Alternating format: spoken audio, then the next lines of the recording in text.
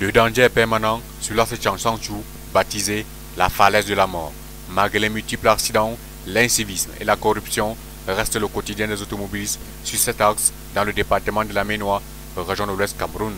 Quitter Champoussanchu est un parcours du combattant et de risque pour les usagers.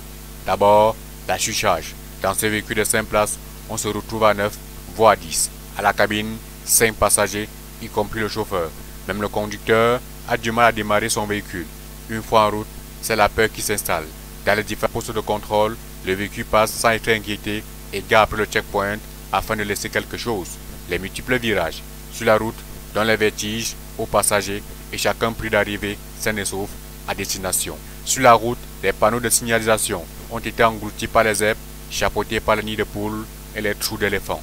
C'est-à-dire de Sanchu jusqu'au niveau de la falaise. La route est complètement foutue. On peut dénombrer plus de 1500 trous en route. Et c'est comme ça que ça crée des problèmes au niveau des véhicules. Il y a les jantes des véhicules qui se tordent en route. Long de moins de 30 km, les tracasseries routières ont fait grimper les prix de transport de 500 francs à 800 francs CFA. 30 km de moins de 25 km qui coûtait 500 francs. Aujourd'hui, vraiment la surcharge qui crée également des accidents parce qu'il faut noter ça. On se retrouve à un prix de 800 francs.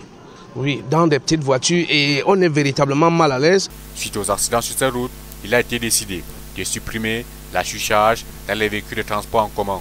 Mais sur le terrain, cette mesure n'a pas été appliquée. Normal doit prendre 5 personnes. Si on met 8 personnes là-dedans, ça suppose qu'il y a un trafic, il y a quelque chose de noir là qui se passe entre eux et les forces de l'ordre qui sont chargées de réglementer la circulation.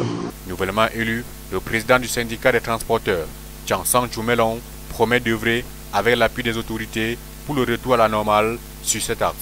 Pour le moment, j'ai pris le poste du président et pour le moment, il faut que moi je gère beaucoup de gens, il faut que je les fais marcher dans le droit chemin, selon ma ligne Changshanchu et Melon, sans racolage, sans succès. En attendant, qui ne risque rien à rien en empruntant ces routes envahies par les zèbres.